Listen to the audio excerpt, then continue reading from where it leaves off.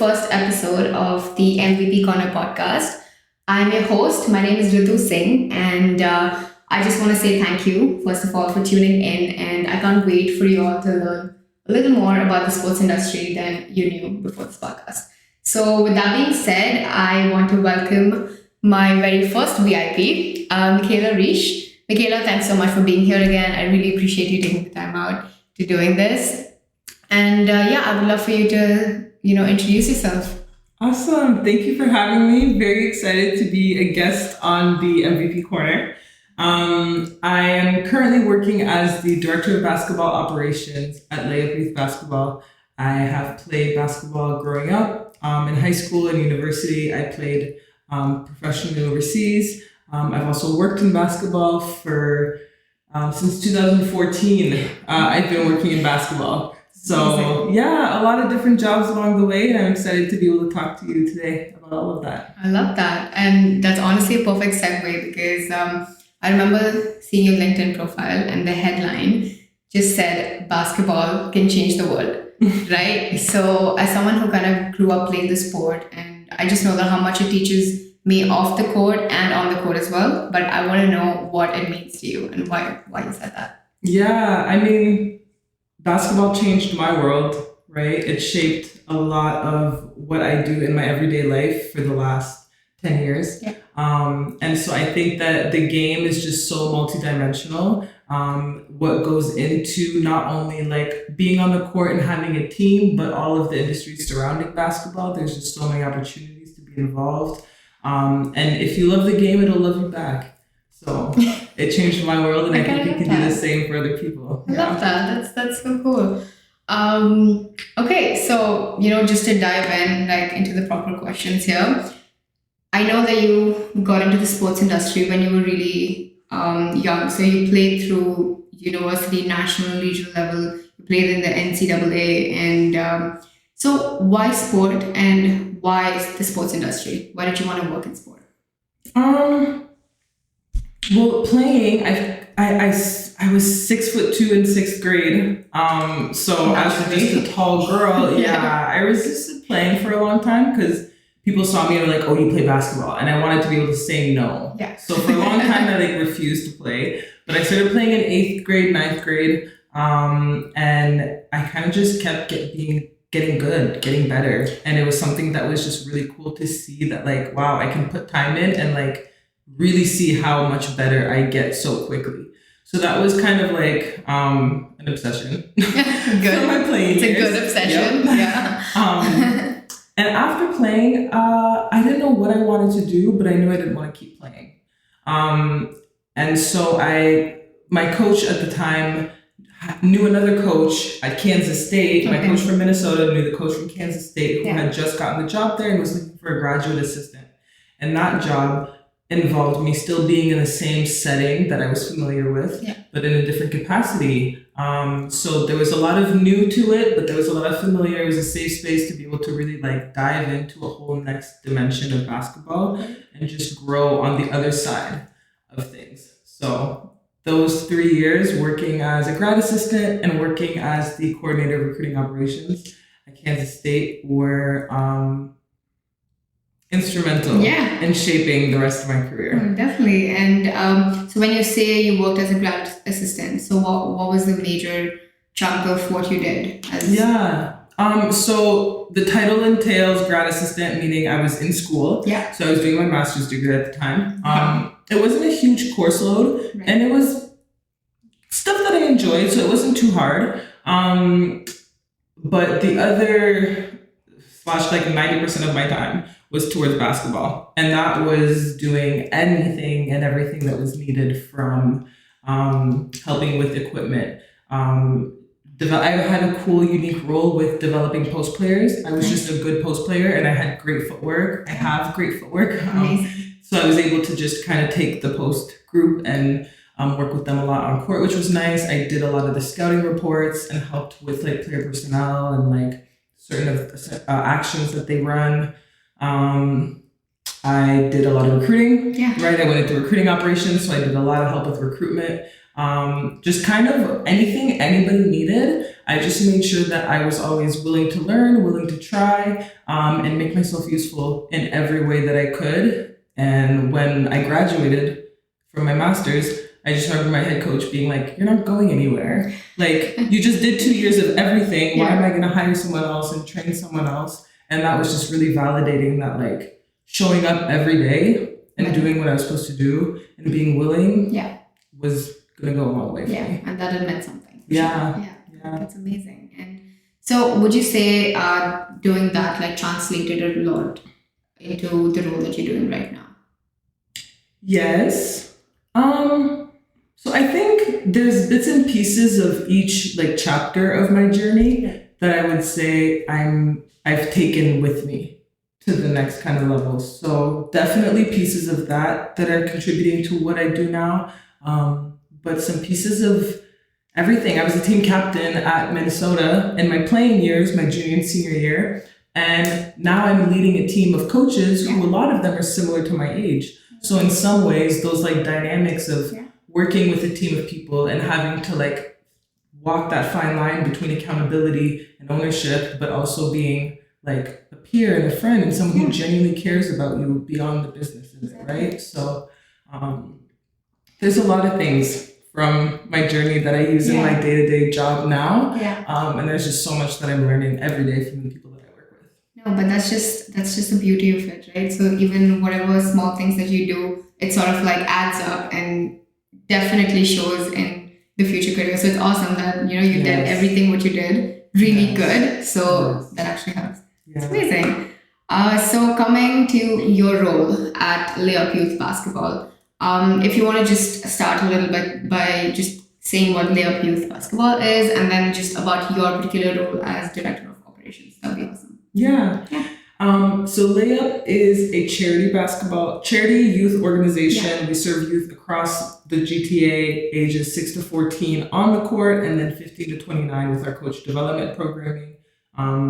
We run not only basketball on-court programming, but also off-court activities that are centered on the culture of basketball. So like you think of sneakers, fashion, music, art, photography, all of those things show up in and around the game of basketball, right? So it's intertwined pretty organically with that. And so when kids come to Layup, they get the basketball programming, but they also get the culture of basketball programming.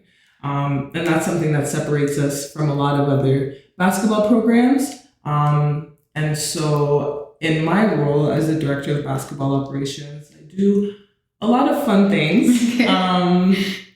The bulk of my responsibility is around programming. How is it running? Are we delivering evidence-based basketball?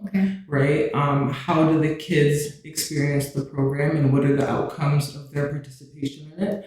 And then the coaches, right? So coach hiring, coach training and development, staffing of the actual programs. We have a large team of coaches. Are they growing? I want to know if they're growing. I want to know how they're growing, where they need to learn, what are their personal goals and mission and vision with what they want to do. And then there's just the organizational stuff, right? So like all of our other programs have a crossover program. We have Sky High, which is our girls only stuff, and just helping with the organizational needs that are everywhere else. So Director of Basketball Operations, I do a lot. But like I said earlier, I work with a great team of people. So it's great work, If you want us to take us through like a small project from maybe like the starting to finish phase, anything, just if you can think anything, that would be so good just for all of our listeners who want to know that, okay, how does it actually start? What are the things that go into it? And just so that it goes all the way to the end. Yeah, that's a great question. And to your point, getting all the way to the end, the execution portion of ideas is something that a lot of people lack. Okay, I can take our crossover program. Right. So the first thing is what and why. So what does the program do, right? And why are we doing it? So in this case, it was for youth 15 to 29. The problem, the why, is that the basketball industry in Canada and in Toronto is growing. There's a lot of jobs to work in and around the game, but no one's qualified. How do we help grow the talent in Canada? And that's the why of the crossover program, is providing youth with the opportunity to get certified with coaching certificates, with cool experiences in and around basketball. So how are we addressing that problem with the program? And then what's the funding for it, right? So as a charity, we have to find funding for it, grants for it. Some programs are for profit, which is okay if people want to have participants pay to be a part of the program. That's a great model. Right. For us, the youth that we serve, everything is cost free. Okay. So we need funders to pay for it. That's another big step. And then the actual program itself. So you need a plan, right? What was all of the pieces of the program, right? How do we fit them into sessions? Is it 1 session a week? Is it 2 sessions a week? Right. The first crossover program ever we ran was last year, so it was virtual. It made a lot of things easier with scheduling virtually. But now this year we're running it again. Yes, in person, right? So the space, transportation, food, the actual itinerary of each event, right? How do the sessions fall in sequence one with the other? And how does it make sense to kind of plan them? Do you have guest facilitators that are coming in, right? What do they need to know? I think a lot of people tend to think that things can be done without too much groundwork, but I firmly believe in being over-prepared for everything. That way, when chaos comes, you can handle it without being stressed about all the other things that you could have prepared ahead of time for that you didn't, right? So there's a lot of different parts to a program, a project, right? We had a documentary screening, we had a pop-up shop, but those things still came with the same kind of framework. What is the why, right? Who is it for? How are you preparing for it? And then what are the different elements of this project, this program, this event? How do you budget for it? And how are you executing on each part of it? So, and then in our case, as a charity, we have to report to our funders and our donors after. So there's a lot of measurement, evaluation, documentation. We try to take a lot of pictures, tell a lot of stories. And that part helps a lot with fundraising as well. Oh, that's true. And being prepared helps a lot with this as well. Yes. Right? Doing the grunt work, it's not the best, but it's certainly important. I cannot stress enough how much being over-prepared has helped me in every single area of my life. You can't go wrong with being over-prepared. Exactly. Just do it. Especially being in sports, something is going to go wrong. It's just a matter of when. It's not if it's going to go wrong, right? There's so many things that it just is. That's how the whole industry is. So it's good to sort of be prepared. I love that. Well, and a lot of people will ask, even as players and as professionals, will ask, where do you get confidence from? And it's being over-prepared. If I've shot 100,000 free throws, I'm not going to be nervous when I'm shooting game-winning free throws. I've done this 100,000 times. So over-preparation, is just a super life hack. This is a very good advice too, by the way. Just confidence comes in doing small things. Yeah, again and again. Do the small things on a daily basis. And you'll get places. Amazing. The little things add up, yes. Always. I'm a firm believer in that.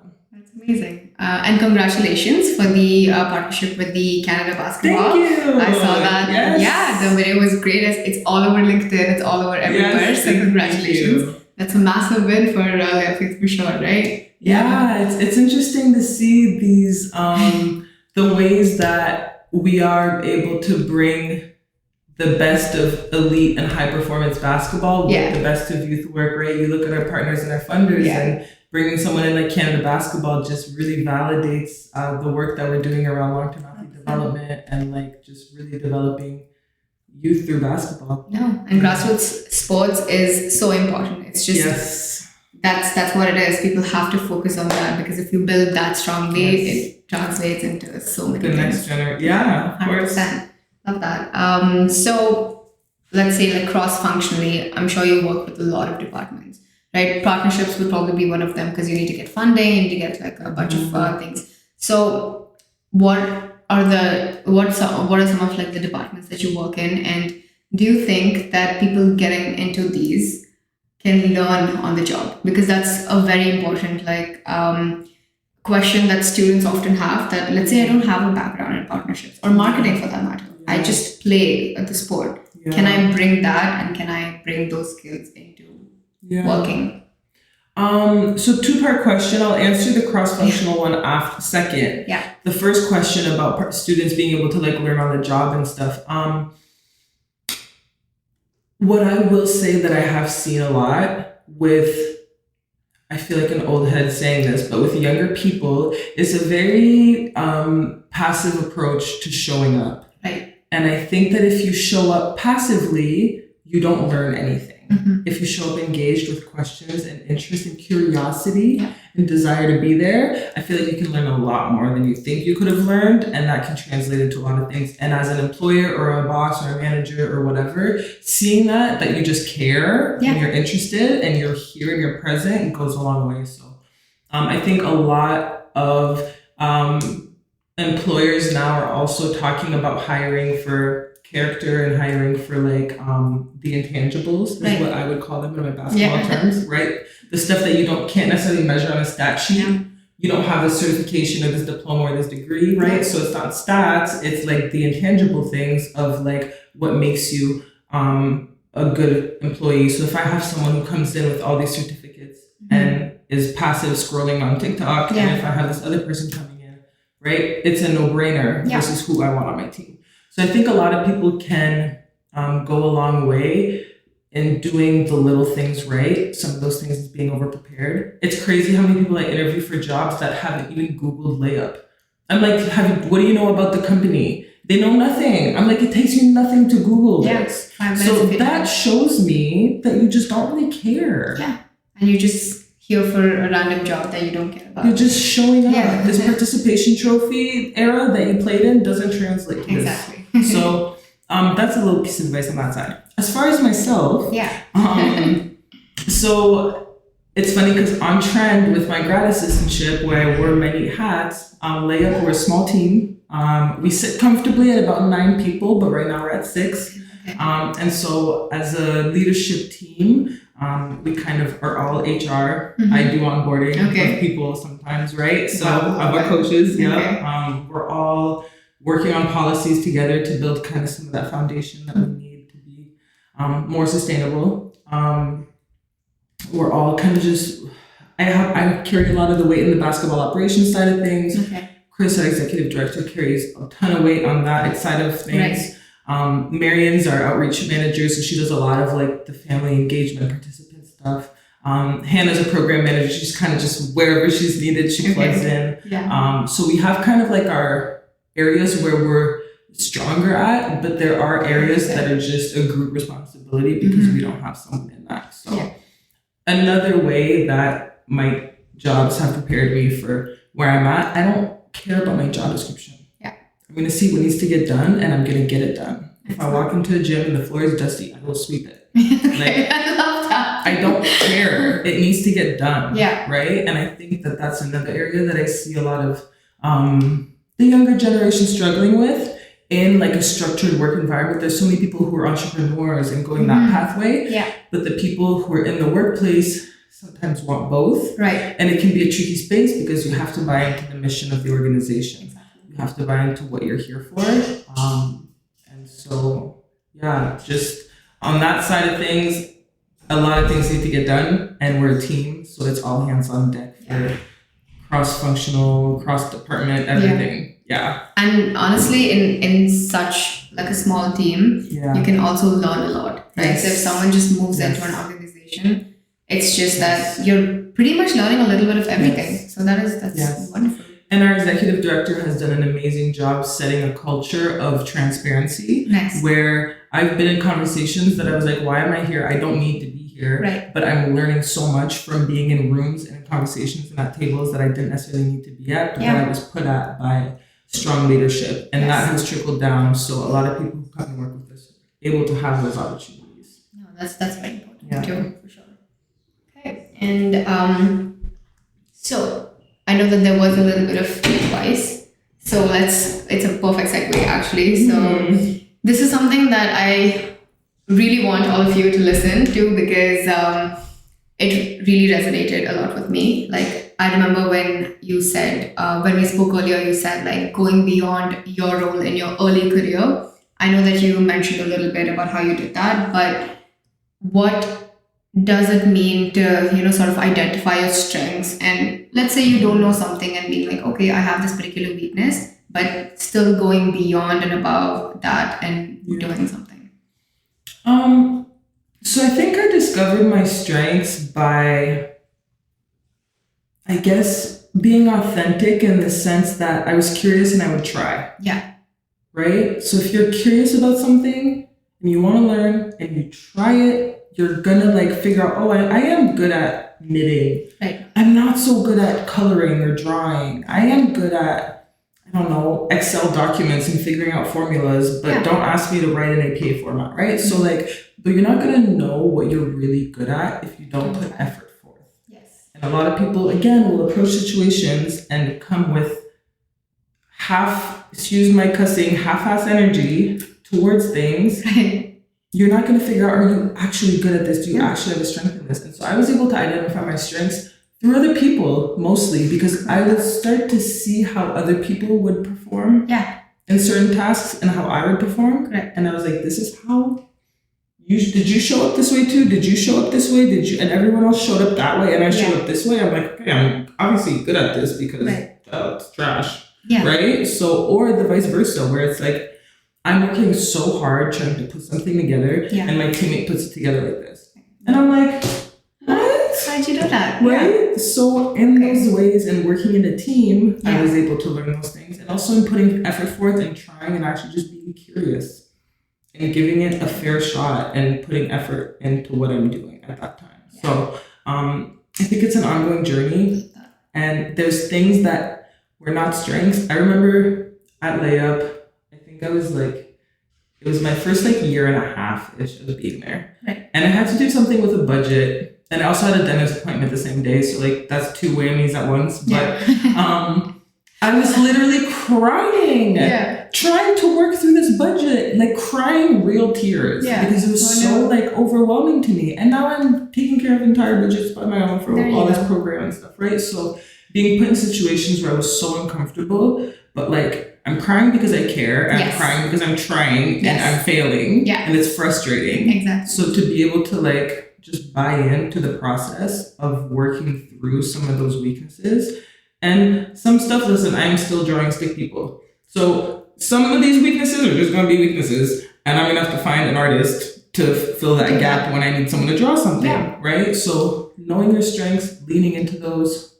owning them, being proud of them, and then weaknesses, know which ones you can tackle and know which ones are just kind of like not in the books for you, and that's okay. That's right? okay. So that's my advice on that. I certainly love that. And plus, when you think about like weaknesses, people often, attach that to something negative, which it might be, but then if you have something that you kind of want to work on. For example, let's say I'm very nervous, right, before recording this podcast, but I know that I'm nervous because I care about it. So it's a good way to sort of like take that, and it's good to care about something. So maybe that's why. So no, I love that, to your point. And sometimes your weakness is your strength, and that's the double-edged sword, right? I can talk about being overprepared and how it's amazing, and in some contexts, I'm like too rigid and stuck on this plan, and it's like, Micaella, just relax. Like, you know what I mean? You don't need to be overprepared for this one piece. No. So I think being aware also of like some of your really biggest strengths are also a weakness. Yeah, it's a fine line between that. Awesome. Okay, and this was another thing that stood out to me when we spoke is you talked about like sort of creating your own thing outside of just your work, right? Just your work personality. So basically outside of work, who are you? So like creating something different. So how, according to you, does it help people? Well, how does it help people? I can only speak from having observed others be able to live this, because for me growing up, it was always like ball is life. Yeah. And if it's not basketball or my school, because I need to be good at school to be able to play basketball, then it doesn't matter, right? And so I didn't let myself lean into fashion. I didn't let myself lean into art. Right. I didn't let myself lean into anything that wasn't about basketball. Mm-hmm. So growing older now, I always use the example of Shelby Weaver, who is the owner and founder of Powerhouse and Makeway. So Powerhouse is this dope space where you can bring some blank sneakers and paint them and design them in cool laces. And it's a great experience. And then Makeway is a women-owned for women sneaker boutique. Love that. And Very so cool. for her to be, as a former basketball player, as a businesswoman and entrepreneur, to use sneakers Yeah. and basketball and her other experiences to create this new thing, Yeah. right, is really, really awesome. And so for anyone else who has any interests of any kind, really, you can combine. You see people who mix plants and basketballs, right? People who have cool coffee shop with sneaker experiences. Exactly. Yeah. And that's related to the culture of basketball, right? So I think that if you like photography, if you like writing, if you like music, Yes. if you like drawing and doodling and art, if you like something that is completely super random and that I can't think of, lean into that. Yeah. Lean into it and see where it takes you. And at the end of the day, like, you as a person are a bricolage of all of these things. So why can't you create something that's also a combination of all of these things? That's a very interesting analogy, and which is so true, right? I have so many friends who are good photographers, and one of them actually used to play a sport before and then went into photography. Mhm. Now he just does sports photography for like tennis, which is amazing. So no, that's actually a very good point that you have brought in. There's an artist that I love. Her Instagram is Me the North. Okay. I think her name is Mallory, but I'm an Instagram fan, so I Okay. don't know her personally. Okay. But she does these really amazing projects with basketball mesh. Okay. And so you look at a rim and usually it's just a white mesh, Yeah. but she comes up with all these amazing multiple mesh of like Yeah. lace ones. Some are like jeweled ones. One of them I think was like a part of her wedding dress or skirt outfit, like amazing. So like I just look at artists and creatives and the way that people are just, there's a Jessica Walshick, she did nails for a long time. Okay. Cool colorways on nails and Okay. nail design. And then Yeah. Nike asked her to come design pick There you colorways go. for sneakers, right? So it's just, there's so many connections in ways that you can't plan. And I am now in a position in my life that I didn't plan for. Yeah. And I could not have planned for, but that I think things fall into place. And when you allow yourself to be creative in multiple dimensions of life, it comes together in ways that you're like, I could not have planned for this. Yeah. But I'm here for it. And sometimes it's even better than what you planned for. Yes. Because you probably Yes. did not know that would happen. Yes. And now that it did, you're like, wow, that actually worked out. That's great. Yes. Yeah, that's amazing. So, well, for students, right? So let's say they're fresh out of school now. They either have like a sports degree or they don't. How would you go about like looking for a job or an internship? Do you have any advice around that? Yeah, that's a tricky one. I never understood how important networking is. Okay. So I would encourage networking Right. and kind of going out of your bubble and going out of your shell and being in spaces that you want to be involved in. Yeah. Just because knowing the right people is how I've gotten 2 of my 4 favorite jobs I've ever had. Wow. Right? So it's also accompanied by the fact that I do great work and I can back up that recommendation. Yes. But the people that you know, along with the great work that you do, is going to go a very long way. As far as positioning themselves to be in a good position, if they want to work in sport, around sport, I know there's a lot more like awareness around employability Mm-hmm. of youth, and there's some cool, like MLSC does a great leader in training Yes. program. Us at Layup with the crossover program, that's where we get a lot of our youth from, right? I know Right. Hoop Queens has internship Queens opportunities. is amazing. Amazing, right? She's doing So it. good. Yes. Amazing. You can volunteer to work, right? So putting yourself in those type of opportunities and in those rooms, in those spaces. Global Jam, Canada Basketball's Global Jam is Yeah. coming back to Toronto this It summer is. in July. There's going to be room to get involved and volunteer, or, I think that volunteering is obviously, as young students, that can make sense. People want internships, people want to be paid for their time. But showing up as a kick-ass volunteer is what's going to get you those paid opportunities. Mhm. Because showing up as a kick-ass GA, where I was not getting paid for those years, right? Yeah. I got $800 a month Yeah. for 2 years of my time there. It's not Wow. glamorous, No. right? It's not glamorous, but I killed it Yeah. in those little things. And when you're faithful with those little things, some people sometimes will send me a resume that's outdated. And they're like, well, it doesn't matter because you know. And I'm like, But that level of attention to detail for this is going to translate to everything else you do. Yeah. So I just think like position yourself in spaces to be able to be around the people that you want to be around, and then impress the hell out of them when you're there. I love that. Yeah. See, look at you now from like the $800 per month. Like this is so good. Yeah. Testament. Okay. So I guess that's really it for questions. But do you want to say anything that I might have missed out? If you want to add anything towards the end?